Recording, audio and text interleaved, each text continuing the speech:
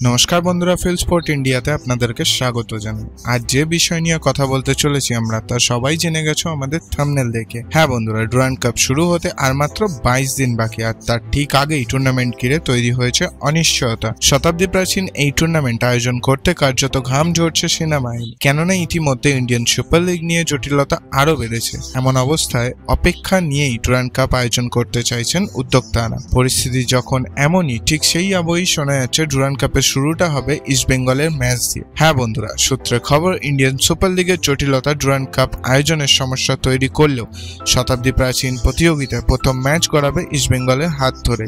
আপাতত যা খবর, ডুরান্ড কাপে নামতে এক প্রকার মরিয়া হয়ে উঠেছে কলকাতা ময়দানের অন্যতম প্রধান দল ইস্ট বেঙ্গল। আর সেই সূত্র ধরেই এবার ডুরান্ড কাপের আসর জমাতে পারেন লাল হলুদের ডেভিড, পিভি বিষ্ণু ও এডমুন্ড লাল রিন্দিকারা। যদিও শেষ পর্যন্ত কোন একাদশ নিয়ে ডুরান্ড কাপে নামা হবে তা এখনো চূড়ান্ত করেনি লাল হলুদ ম্যানেজমেন্ট। বেশ কয়েকটি বিশ্বস্ত সূত্র মারফত ডুরান্ড কাপের প্রথম আসরে খুব সম্ভবত নামবে ইস্ট বেঙ্গল। আসলে লাল হলুদের ম্যাচ দিয়েই শতাব্দী প্রাচীন এই টুর্নামেন্ট যাত্রা শুরু করতে চান উদ্যোক্তারা। তবে প্রথম ম্যাচে ইস্ট বেঙ্গলের প্রতিপক্ষ কে হবে তা এখনো নিশ্চিত নয়। তবে সর্বশেষ সূত্র অনুযায়ী খুব শীঘ্রই ডুরান্ড কাপের সূচি প্রকাশ করবে কর্তৃপক্ষ।